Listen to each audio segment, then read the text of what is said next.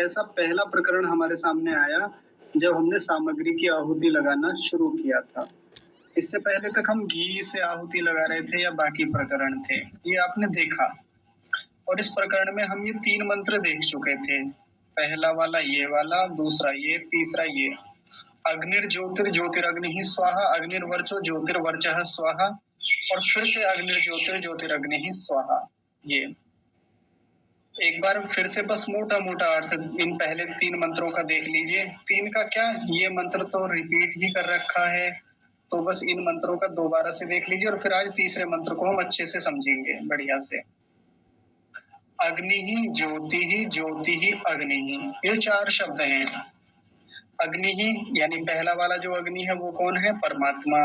हम कह रहे हैं हे परमात्मा आप ज्योति ही, आप ज्योति हैं, आप प्रकाशमय हैं, प्रकाश स्वरूप है, ज्योति स्वरूप है। और दूसरा वाला जो अग्नि शब्द है ये पीछे वाला, इसका तात्पर्य है भौतिक अग्नि से, कि हे भौतिक अग्नि आप भी ज्योति हैं, ये ज्योति है ये वाला, ये ना दूसरा ज्योति, तो आप भी ज्योतिर्मय हैं, प्रकाशमय हैं, प्रकाश करने वाले हैं, इतने सारे पदार्थों के विषय में ज्ञान कराते हैं, देते हैं हमें, इसलिए आप भी ज्योतिर्मय हैं। स्वाहा, ऐसा मैं सत्य कहता हूँ, मधुर वाणी से कहता हूँ, कोमलता से कहता हूँ। और यह जो मैं सामग्री या घृत या ये जो हवि है जिसको मैं समर्पित कर रहा हूँ, यह शोधन किया हुआ है, ये मेरा नहीं है, ये आपके लिए है। ये हो गया पहली पंक्ति का अर्थ। दूसरी पंक्ति में क्या था? अग्निर्वर्चो ज्योतिर्वर्चः स्वाहा। तो अग्नि ही वर्चः, ज्योति ही वर्चः। तो पहले वाला अग्नि तो वही परमात्मा जो सर्व प्रकाशक है, सबको प्रकाश करने वाला है। हे प्रभु आप वर्चः हैं, वर्चः। वर्चः का तात्पर्य बताए, कोई बताएंगे वर्चः का क्या मतलब बताया था? बताइए। वर्धन करना, वर्चस्व या नहीं, बताया था परसों की कक्षा में विस्तार से, कई बार बताया था। कोई भी बताइए भैया, क्या पूछ रहे हो? वर्चः शब्द का अर्थ बताइए। ये जो पहला वर्चः है, दृष्टि करने वाले। नहीं, ये तो दूसरे वाले का बताया था, पहले वाले वर्चः का अर्थ बताना है।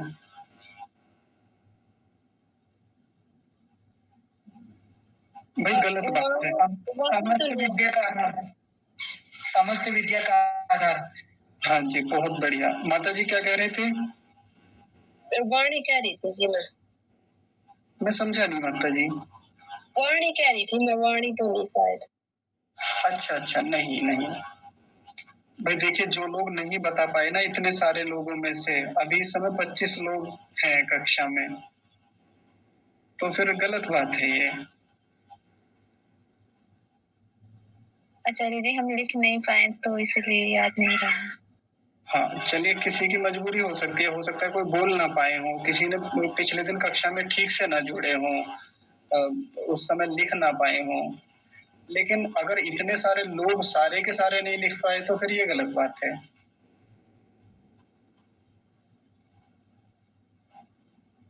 अगर केवल हम रसपान करने आते हैं कि हाँ जी शरबत बट रहा है तो अच्छा लगता है शरबत पीना साथ साथ, लेकिन उस शरबत को या जो रस का पान कर रहे हैं उसका लाभ स्वयं लेके दूसरों को भी तो देना चाहिए। आप कैसे दूसरों को समझा पाएंगे बताइए, कैसे चिंतन मनन कर पाएंगे?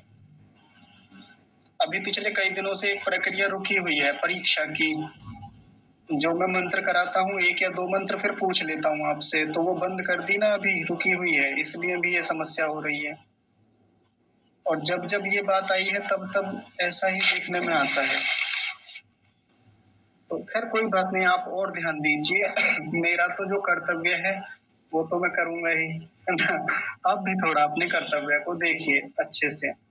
अग्नि ही यानी हे परमात्मा, हे अग्नि स्वरूप, हे ज्योति स्वरूप, हे सर्व प्रकाशक प्रभु, आप वर्चः हैं। वर्चः मतलब आप सब प्रकार की विद्याओं के आधार हैं। जितनी भी संसार में विद्याएं हैं, चाहे वेद विद्या है चाहे अन्य विद्याएं हैं, उन सब के आप आधार हैं। ये वर्चः का मतलब बताया था। एक ज्योति ही शब्द फिर से आया कि हे परमात्मा, क्षमा कीजिए, ये ज्योति किसके लिए बताया था मैंने? भौतिक अग्नि के लिए, या विद्युत के लिए, या जो शरीर में जो बिजली होती है, जो विद्युत होता है, या ब्रह्मांड में रहने वाला अग्नि, ये कई सारे अर्थ बताए थे। या एक ही अर्थ लेना हो, मैंने ये भी कहा था कि आप भौतिक अग्नि ले लीजिए कि हे अग्नि, आप वृष्टि का हेतु है। वृष्टि मतलब वर्षा, बारिश। आप बारिश कराने का हेतु है। ये वर्षा का मतलब यहाँ बारिश से है या वर्षा से। आकाश की बिजली ले लीजिए या कोई सी भी आप अग्नि ले लीजिए, भौतिक अग्नि ले लीजिए, वो सब सहायक होती हैं वर्षा में। या एक द्युलोक वाली अग्नि बताई थी, जो सूर्य आदि लोकों में उपस्थित अग्नि होती है, वो भी तो वर्षा कराने में सहायक होती है। सूर्य जब ऊपर से तपता है, अपना प्रकाश देता है, अपना ताप देता है, तो जो भूमि पर स्थित जो जल होता है वो वाष्प बन के ऊपर उड़ता है और वर्षा कराने में सहायक होता है। ऐसा भी तो एक विज्ञान हमने पढ़ा हुआ है ना, बचपन से ही पढ़ा है ये। तो अग्नि किसी भी रूप में विद्यमान है, चाहे वो द्युलोक वाली अग्नि है, चाहे वो भौतिक अग्नि जो हमारे यज्ञ में जल रही है, और चाहे वो आकाश में स्थित बिजली है, वो भी अग्नि है। ये सारी की सारी अग्नियां, ये सब वर्चः हैं। वर्चः यानी वर्षा कराने का हेतु, आधार, वर्षा कराने का कारण है। उसमें आचार्य जी आवाज नहीं आ रही। अच्छा, बाकी लोगों को भी मेरी वॉइस आवाज क्लियर नहीं है आपकी। बाकी लोगों को क्लियर है? बताइए। ठीक है, आवाज आ रही है, स्पष्ट है। स्पष्ट है? नहीं है। जी जी जी, श्रीमान जी, आपकी ओर से कुछ समस्या है? मैं तो ठीक ठाक बोल रहा हूँ, और मैं देखता भी रहता हूँ बीच बीच में, क्योंकि जिस फोन में मैं देख पा रहा हूँ ना, उसमें वो ऊपर नीचे होता रहता है, तो मुझे पता चलता रहता है कि हाँ, मेरी आवाज निकल रही है यहाँ से ठीक ठाक। चलिए, अगला मंत्र जो था ये वाला, ये तो हो गया, ये पहले वाला ही है, तो आप इसी से उसका अर्थ ग्रहण कर लेंगे। आज हम इस अंतिम मंत्र को देखते हैं, जो चौथा मंत्र है इस प्रकरण का। और आप लोग ध्यान से सुनिए, इस चौथे मंत्र को करा के ये प्रकरण समाप्त हो जाएगा। और अगली कक्षाओं में, कल परसों वाली कक्षाओं में, पिछले मंत्र जो छूटे हुए हैं, जो आपसे नहीं पूछे गए थे, और वो कल से मैं पूछूंगा आपसे, इसलिए तैयार कर लीजिएगा। उनके अर्थ पूछे जाएंगे। और फिर अब जब मैंने ये सूचना दे दी, तो एक निश्चित सी बात है कि कक्षा में अभी 30 लोग हैं। अगली बात आप समझ गए होंगे अर्थापत्ति से, है ना? समझदार है। चलिए, खैर कोई बात नहीं, आप प्रयास कीजिएगा कल से कक्षा में नियमित जुड़ने का। कोई बात नहीं। देखिए, मैं एक बात कह देता हूँ, चिंता मत कीजिएगा। नहीं समझ में आता है ना, तो पूछ लीजिए, बार बार पूछिए, कितनी बार भी पूछ सकते हैं आप। और यदि नहीं बता पाएंगे कक्षा में, मैं सहायता करूंगा, थोड़ा थोड़ा मैं बताने का प्रयास करूंगा, पर ये नहीं कि आप कक्षा में ही ना आए, ये गलत बात है। अगले मंत्र को समझेंगे, बहुत महत्वपूर्ण मंत्र है, थोड़ा सा कठिन है, लेकिन फिर भी प्रयास करेंगे कि आप इसे समझें। जी, ऋतु माता जी, आप कुछ कह रहे हैं क्या? मैं ये कह रही हूँ आरस जी, जैसे अगले दिन परीक्षा लोगे ना,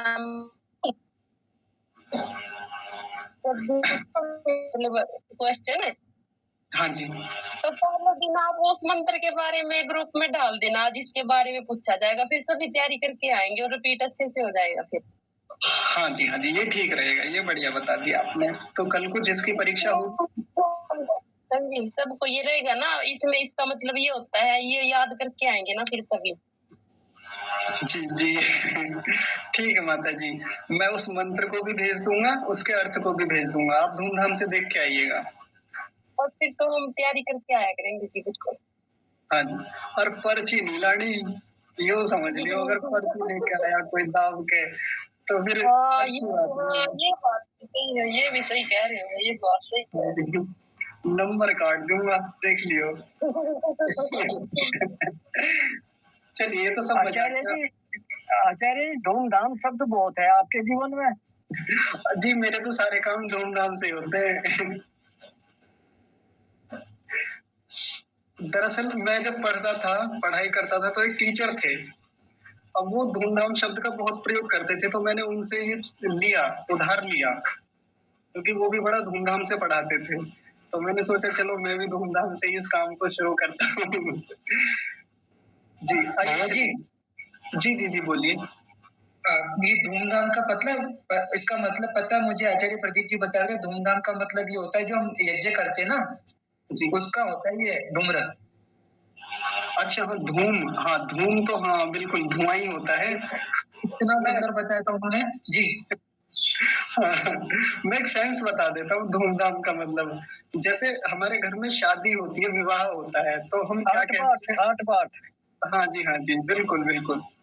तो जैसे ज्यादातर ये शादियों में प्रयुक्त होने वाला शब्द है। भाई शादी कैसी हुई उनकी, कैसा रहा वहां पे, तो सर हम क्या कहते हैं? अरे बड़े धूमधाम से शादी की उन्होंने।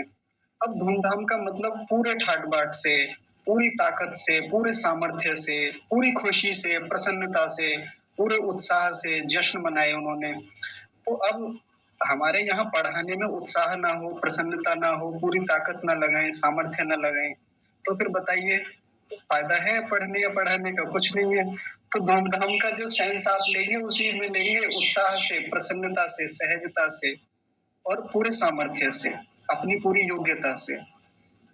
क्योंकि एक बाप जब अपनी बेटी की शादी करता है तो वो धूमधाम से ही करना चाहता है जी। और धूमधाम से करने का मतलब ये होता है कि वो कमी नहीं छोड़ना चाहता। तो मैं भी चाहता हूँ कि धूमधाम से ही हो पढ़ाई, कमी ना रह जाए। चलिए देखिए मंत्र क्या है। ओम सजूर देवेन सवित्रा सजू रात्रेंद्र रात्रियेंद्र वत्या जुषाणु अग्निर्वेतु स्वाहा। ये तो हुआ उच्चारण। अब इसका संधि विच्छेद देखेंगे इस शब्दों का। सबसे पहला शब्द ओम है, इसके बाद क्या है? सजूह। मैं लिख देता हूं तो आसान हो जाएगा। सजूह, ये सजूह और देवेना, ये दो शब्द अलग अलग हो जाएंगे। सजूह और देवेना, ये विसर्ग का ध्यान रखेंगे स्पेशली, ये वाला सजूह और देवेना को मिलके बना सजुर देवेना। अगला शब्द है सवित्रा। सवित्रा को तो ऐसे ही रहने देंगे। अगला देखिए, अगला फिर से सजूह, फिर से आया सजूह। फिर क्या है? रात्रियेंद्र रात्रियेंद्र। तो एक तो हुआ रात्रिया, रात्रिया और जमा इंद्रवत्या। इंद्रवत्या शब्द एक ही है ये।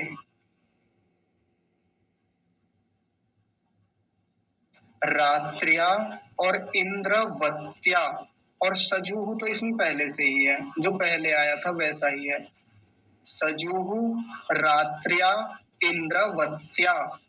और आगे देखिए, आगे है जुषाणु। इस जुषाणु को आप जुषाणः कर लीजिए, जुषाणः ऐसे। फिर आगे देखिए, आगे क्या है? अग्नि और वेतु।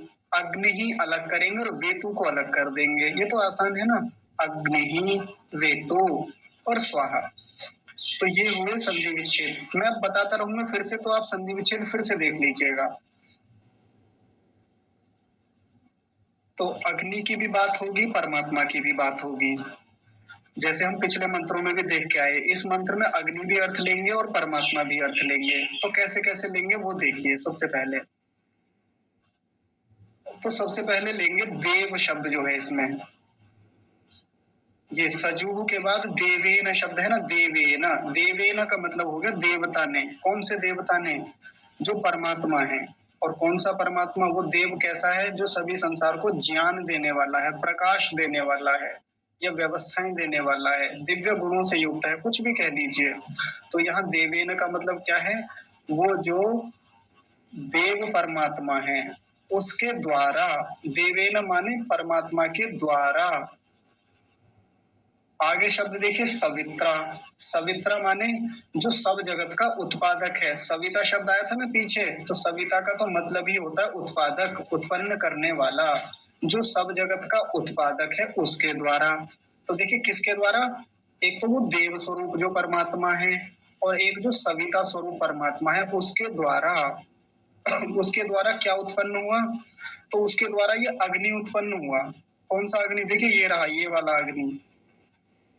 तो ये जो अग्नि जिसकी हम बात कर रहे हैं, ये अग्नि किसके द्वारा उत्पन्न हुआ? इस देव के और इस सविता के द्वारा।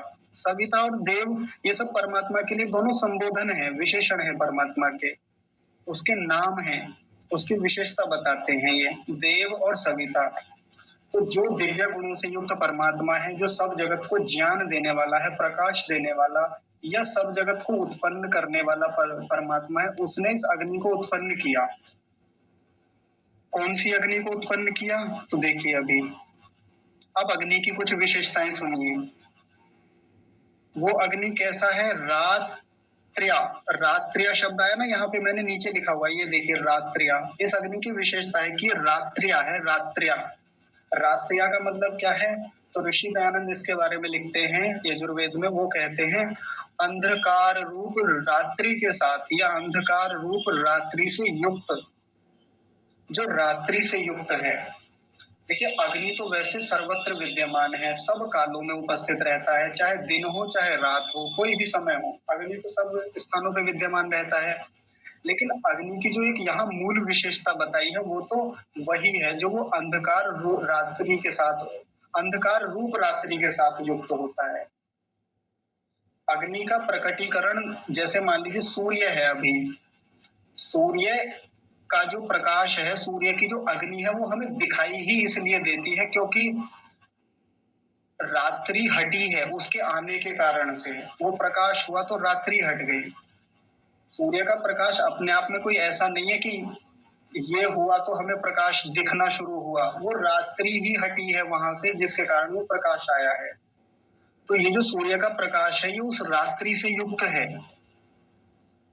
उसी रात्रि के होने से ये प्रकाश हमें दिख पाता है। जैसे मान लीजिए अभी सूर्य का प्रकाश बहुत तेज है और ऐसे में मैं बाहर लाके गैस जलाता हूँ, गैस जलाते ना या कई बार माचिस जलाते हैं, तो उतना प्रकट रूप नहीं हो पाता। लेकिन जैसे ही रात्रि होती है और उसमें गैस का जो चूल्हा होता है या माचिस जलाते हैं, मोमबत्ती जलाते हैं, या बहुत प्रकार की ऐसी अग्नियां होती हैं जो दिन में दिखाई भी नहीं देती हैं और वो रात्रि में बड़े तीव्र रूप में प्रकाशित होती दिखती हैं। बाइक की लाइट है या फिर किसी वाहन की लाइट है, वो हमें दिखाई नहीं देती उतने रूप में। लेकिन जैसे ही रात्रि होती है तो उसका जो पूरा स्वरूप है वो कितनी तीव्रता से प्रकट होता है रात्रि में। एक छोटे से छोटा दीपक, ये इसका उदाहरण आप जुगनू से समझ सकते हैं। जुगनू होता है ना जो रात्रि में चमकता है, वो छोटा सा एक कीट होता है। अभी हम एक दिन खेत में गए थे तो वहां देखने को मिला रात्रि में खेत में। अब तो दिखते नहीं ना, तो वो बड़ी मुश्किल से दिखा एक, और रात्रि में जो उसका प्रकाश है इतनी तेजी से दिख रहा था, बहुत तेजी से। अब वो कीट दिन में भी होता है लेकिन दिन में उसका प्रकाश दिखता नहीं, क्योंकि मुख्य रूप से तो अग्नि जो है वो अंधकार रूप रात्रि के साथ ही रहता है जी। ये इसकी विशेषता है। तो रात्रिया शब्द से क्या इसकी विशेषता ली ऋषि दयानंद ने? क्या इसके बारे में बताया कि ये अग्नि जिसको परमात्मा ने उत्पन्न किया ये रात्रिया है, अंधकार रूप रात्रि के साथ युक्त रहने वाला है ये। और क्या है अगली विशेषता देखिए, तो उसको बताया इंद्रवत्या है ये, इंद्रवत्या। तो इंद्रवत्या, इंद्र शब्द पीछे भी आया था। तो इंद्र और वत्या, इंद्र माने बिजली या विद्युत और वत्या मतलब उससे युक्त, उसके सहित। तो ये जो अग्नि है ये कैसी है? ये विद्युत से युक्त है। ये वाली अग्नि विद्युत से तो युक्त होती है, जैसे आकाशस्थ बिजली जो होती है वो भी तो उसी अग्नि का ही एक रूप है ना। अब देखिए विद्युत के और भी कई प्रकार होते हैं। एक विद्युत ये भी है जो घरों में आती है, और भी कई प्रकार से विद्युत को आपने प्रत्यक्ष किया होगा। हमारे शरीर में भी विद्युत विद्यमान होता है। जैसे उसका एक प्रयोग बताते थे, मुझे ठीक तो ज्यादा मैं एक्सप्लेन नहीं कर पाऊंगा उसको, लेकिन जितना मुझको थोड़ा उसका संज्ञान है उस रूप में मैं बताने का प्रयास करता हूँ। जैसे आप कभी प्रयोग करके देखते होंगे, वो एक कंघा लेते थे, हम कंघे को सिर में रगड़ते थे बहुत तेजी से, या कागज को रगड़ते थे, और फिर क्या करते थे, या पेन को रगड़ते थे। हाँ, बचपन में तो यही करते थे स्कूलों में हम ये कार्यक्रम। और छोटे छोटे से कागज के टुकड़े नीचे रख देते थे भूमि पे, या रेत है मिट्टी है तो वो होता था। अब क्या हुआ, सिर से बहुत तेजी से रगड़ते थे और उसको जब उस कंघे को या उस पेन को हम उस कागज के टुकड़े के पास, हाँ, या स्केल लेते थे प्लास्टिक की, और उसको जब उस कागजों पर के टुकड़े पर ले जाते थे तो क्या होता था, वो चिपकने लगती थी उस पे। तो वहां शायद ऐसा कुछ था प्रकरण की जिसके कारण ये सिद्ध होता था कि वो जो भी विशेषताएं एक विद्युत में होती है ना, वो सब उन सब में उपस्थित है, जिसके कारण वो आकर्षित होते हैं। वो चुंबकत्व के गुण, वो जो फोर्स होता है या जो भी होता है, जो विद्युत में होता है, वो सब उसमें भी उपस्थित होता है। तो मैं ठीक-ठीक तो एक्सप्लेन नहीं कर सकता इसे, उसका एक बार ठीक से अध्ययन करना पड़ेगा, पढ़ना पड़ेगा, तब मैं जोड़ पाऊँगा कि विद्युत कैसे उपस्थित होता है शरीर में भी, या बाकी और व्यवस्थाओं में भी विद्युत कैसे विद्यमान होता है। अब देखिए, ये जो बिजली हमारे घर में आती है, ये जो विद्युत आती है, तो ये कोई बाहर से तो आती नहीं है। ऐसा तो नहीं है कि आकाश से ही गिर के आती है, ये हमारे पास आकाश में से आने वाली विद्युत अलग है, और ये जिसको हम जनरेट करते हैं, जनरेटर के द्वारा उत्पन्न करते हैं, ये भी इसी भूमि का हिस्सा है, ये भी इसी भूमि पर, ये भी इसी पृथ्वी पर उत्पन्न होने वाली पृथ्वीस्थ अग्नि है ना? जनरेटर में रगड़ के कारण जो उत्पन्न हुई विद्युत, वो जो घूमने से जो भीतर वो प्रक्रिया चलती है, इलेक्ट्रोमैग्नेटिक फोर्स के द्वारा जो वो विद्युत का निर्माण होने वाला है, तो वहाँ वो भी तो विद्युत ही है। तो ये जो जिस अग्नि की विशेषता बताई जा रही है, ये अग्नि किससे युक्त है? इंद्रवत्या, यानी विद्युत से युक्त है ये वाली अग्नि। ऐसा विज्ञान यहाँ समझाया जा रहा है। एक और विशेषता यहाँ बताई जा रही है, ये वेतु शब्द देखिए, वेतु। ये अग्नि जो है ये वेतु भी है। वेतु मतलब सब पदार्थों में व्याप्त है ये। अब पता ना चल पाए, हम देख ना पाए उसको, तो इसका मतलब ये नहीं है कि ये विद्युत, ये अग्नि जो है जिसकी बात चल रही है, ये जो भौतिक अग्नि है, ये अग्नि लिखा हुआ ना, ये इसी अग्नि की बात चल रही है ये। तो ऐसा नहीं है कि ये है ही नहीं। अब तीनों स्थानों पर बता रखी है कि पृथ्वी में भी अग्नि स्थित होती है, इतने सारे पदार्थों में अग्नि विद्यमान है, अंतरिक्ष में भी है और द्युलोक में भी है। तो ये सर्वत्र सब पदार्थों में व्याप्त है ये वाली अग्नि जो है। परमात्मा तो है ही सब पदार्थों में व्याप्त। तो वेतु का मतलब यहाँ व्याप्ति से ही है, व्याप्त, उपस्थित। तो देखिए, इस अग्नि की क्या विशेषता बताई, एक बार फिर से देख लीजिए। रात्रिया, रात्रि युक्त, अंधकार रूप रात्रि के साथ युक्त है ये, या सीधा कहेंगे रात्रि से युक्त है ये अग्नि। इंद्रवत्या यानी विद्युत से युक्त है। और वेतु, वेतु मतलब सब पदार्थों में ये व्याप्त भी है, उपस्थित भी है। तो ऐसी जो अग्नि है, अब देखिए कितने शब्द बचे इसमें, बस 2 शब्द बचे, एक तो सजूह और एक जुषाणः। तो ये वाला सजूह शब्द जो है ये तो परमात्मा के लिए लेंगे, और ये वाला जो सजूह शब्द है ये इस वाली भौतिक अग्नि के लिए लेंगे। कैसे, अभी समझेंगे। तो सजूह माने समान रूप से होता है, समान रूप से, और ये वाला सजूह भी समान रूप से। और जुषाणः माने होता है सेवन करता है। तो ये वाला जो अग्नि है ना, ये समान रूप से सेवन करने वाला है। किसका सेवन करने वाला है? आपको थोड़ा भी अटपटा लगेगा, लेकिन मैं समझाता हूँ विस्तार से। ये जो अग्नि होता है, ये जो अग्नि है, ये समान रूप से जुषाणः सेवन करता है। सेवन करता है मतलब भक्षण करता है। कैसे समान रूप से भक्षण करता है? ये जब हम यज्ञ कुंड में अग्नि स्थापित करते हैं, अग्नि प्रचंड रूप में है। अब हम उसमें चाहे तो बादाम डालें, चाहे तिल डालें, चाहे उसमें केसर डालें, चाहे घृत डालें, कुछ भी डालें। ऐसा थोड़ी होता है कि ये घृत को तो कम खाता है और केसर को ज्यादा खाता है। इसमें तो कोई भी पदार्थ डालिए, सबको समान रूप से भक्षण करने वाला है, सबका समान रूप से तहस नहस करने वाला है, उसको सूक्ष्म रूप करने वाला है, उसको अमिश्रीकरण करने वाला है। पीछे एक शब्द आया था ना, अमिश्रीकरण करने वाला है, ये तोड़ने वाला है, छिन्न भिन्न करने वाला है, सबको समान रूप से करता है ये, किसी के साथ भेदभाव नहीं करता। ये विशेषता है अग्नि की, इसमें कोई भी जाए सबके साथ समान व्यवहार होता है इसका, समान रूप से जुषाणः, जुषाणः माने सेवन करता है। ठीक है। अब ये बात परमात्मा के बारे में भी है। ये जो परमात्मा है, जो देव स्वरूप है, जो सविता स्वरूप परमात्मा है, ये भी सजु माने समान रूप से, जुषाणः माने सेवन करता है, ये भी सबका समान रूप से सेवन करता है। अब यहाँ सेवन करने का क्या तात्पर्य लेंगे परमात्मा का? तो परमात्मा भी सबके साथ समान रूप से व्यवहार करता है। ऐसा नहीं करता कि किसी के साथ विशेष व्यवहार है, किसी के साथ कम व्यवहार है, सबको समान रूप से देता है। सूर्य ऐसा थोड़ी है कि किसी एक समुदाय विशेष के लिए उसने स्पेशली दिया, कि आपके लिए स्पेशली है, उनके लिए नहीं है, सबको दिया समान रूप से। कुछ भी व्यवस्थाएं हो, चाहे उसकी न्याय की व्यवस्थाएं हो, जो वो न्याय करता है सबके साथ, मुख्य रूप से तो न्याय के साथ ही लेंगे।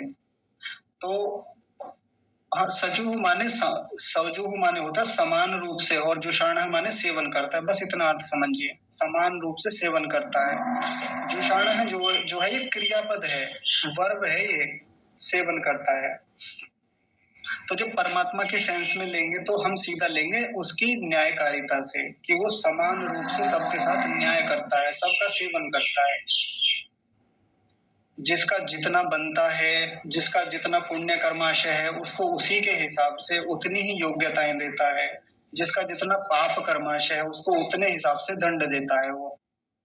ऐसा नहीं कि किसी के साथ अन्याय, किसी के साथ न्याय, किसी के साथ अच्छा, किसी के साथ बुरा, ऐसा नहीं करता कभी भी। मतलब आचार्य जी कैसे योग्य, हाँ, बोलिए। मतलब आचार्य जी ईश्वर समान रूप से यथा योग्य सेवन करता है, ऐसा आचार्य जी? यथा योग्य की तो आवश्यकता, हाँ यथा योग्य कह सकते हैं। हाँ, जिसका जितना है, जिसके जैसे कर्म है, जिसका जैसा कर्माशय है, उसी के अनुसार। ठीक है।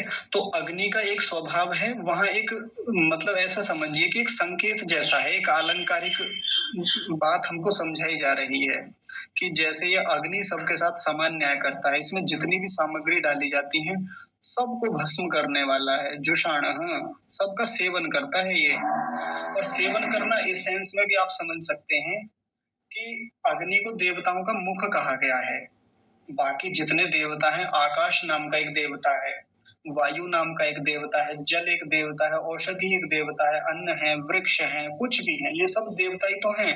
अगर इन सभी देवताओं को पुष्ट करना है, शुद्ध करना है, अगर इनको हमें ऐसा बनाना है कि हमारे अनुकूल बने, हमारे लिए स्वास्थ्य वर्धक बने, हमको उन्नति देने वाले बने, तो हम अलग अलग तो सब कुछ शुद्ध नहीं कर पाएंगे, हम अलग अलग तो सब पर काम नहीं कर पाएंगे, बड़ा कठिन होता है। कर लेंगे, करना भी चाहिए, लेकिन सबको यदि एक साथ शुद्ध करना है, पूरे विज्ञान को एक साथ समझना है, तो उसका सबसे अच्छा जो माध्यम होता है, सबसे अच्छा जो मुख है उसका, देवताओं का, वो बताया अग्नि को। इसलिए ये सेवन करता है। जल को शुद्ध करना है, अग्नि के मुख में डाल दो, जल तक पहुंच जाएगा, जल को शुद्ध कर देगा। देखिए ऐसा विज्ञान है, मतलब अलंकार ही तो है। अब अग्नि का ऐसा मुख तो होता नहीं है जैसा हमारे लोगों का होता है, पशुओं का होता है कि इसमें डाल दिया तो पुष्ट हो गया। सेवन करना उसका एक अलग सेंस है, पोषण करने के संदर्भ में, पोषण करने के अर्थ में पुष्ट करता है, उनको शुद्ध करता है, शोधित करता है। बताया था ना पीछे इतना सारा। वर्षा को शुद्ध करता है, जल को शुद्ध करता है, आकाश को शुद्ध करता है, वायु को शुद्ध करता है, भूमि मृदा को शुद्ध करता है, और औषधियों को शुद्ध करता है, वनस्पतियों को, कितनी सारी चीजों को ये शुद्ध करता है, पुष्ट करता है। ऐसे भी ये सबको समान रूप से, और ये समान रूप से करता है जी सबके साथ ये व्यवहार। तो जो लोग ये कहते थे ना कि यज्ञ करने से वातावरण शुद्ध होता है, तो वातावरण नहीं, ये कितनों के साथ समान रूप से सेवन कराता है। खुद तो सेवन करता ही है, इतना सारा कुछ खाता है और औरों को भी खिलाता है। ये इतना महत्वपूर्ण ये अग्नि है, भौतिक अग्नि। और जब परमात्मा की बात करें तो ये परमात्मा भी सजुह समान रूप से, जुषाण माने ये भी समान रूप से सेवन करता है, सबका समान रूप से सबके साथ व्यवहार करता है। इसका न्याय, इसकी सर्वज्ञता, इसकी सर्वव्यापकता, या इसके जो भी गुण है, दयालुता ले लीजिए, परमात्मा की सबके साथ समान काम करती है, समान रूप से सबके ऊपर दया करता है। तो एक बार फिर से पूरे मंत्र का अर्थ का इस पूरे मंत्र का हम भावार्थ एक बार फिर से देखेंगे। देवेना मतलब ये जो देव स्वरूप परमात्मा है, उसके द्वारा उत्पन्न सवित्रा, जो सविता है, जो सब पदार्थों को उत्पन्न करता है, सब जगत को उत्पन्न करता है, उस परमात्मा के द्वारा उत्पन्न जो ये अग्नि है, कौन सी अग्नि? भौतिक अग्नि। और फिर इस भौतिक अग्नि की विशेषता बताई कि अग्नि कैसा है। इसी को ले लीजिए, वेतु को। वेतु मतलब ये सब पदार्थों में व्याप्त है ये अग्नि। और क्या है? रात्र्या, जो ये रात्रियेंद्र लिखा हुआ ना, इसको रात्रिया करेंगे। रात्रिया यानी रात्रि के साथ युक्त रहता है ये अग्नि। और इंद्रवत्या, विद्युत के साथ युक्त रहता है, बिजली के साथ। बिजली होती है ना, इसमें विद्युत उपस्थित होती है। तो ये अग्नि जो है सजुह माने समान रूप से जोशाना माने सेवन करता है, समान रूप से पदार्थों का या किसी भी चीज का सेवन करता है। और ऐसे ही वो जो परमात्मा है, ये देव स्वरूप परमात्मा, ये भी सजीव माने समान रूप से, जोशाना माने सेवन करता है। ये परमात्मा भी सबके साथ समान रूप से सेवन करता है सबका। और स्वाहा, स्वाहा का तो वही अर्थ लेंगे हम, ये मैं सत्य कह रहा हूँ, ये मैं मधुर वाणी से कह रहा हूँ और कोमल वाणी से कह रहा हूँ, और साथ में ये पदार्थ मेरा नहीं है, और ये पदार्थ जो भी मैं डाल रहा हूँ ये सब शोधित किया गया है, संस्कृत्य तो बार बार शोधन किया हुआ है, ऐसा भाव बनाएंगे। और साथ में क्या कहेंगे, इदम अग्नये इदन्नम मम, ये अग्नि के लिए है। कौन सी अग्नि के लिए? एक तो वो परमात्मा जो है वो अग्नि, और एक जो भौतिक अग्नि है वो अग्नि, उन दोनों के लिए है। ठीक है जी, तो मेरी ओर से तो इस मंत्र का अर्थ यहाँ पर पूरा होता है। यदि किसी को इसमें से कुछ पूछना हो तो बताइए। आचार्य जी, इस कक्षा की आज रिकॉर्ड कई दिनों से मैं अच्छे से जुड़ नहीं पाती।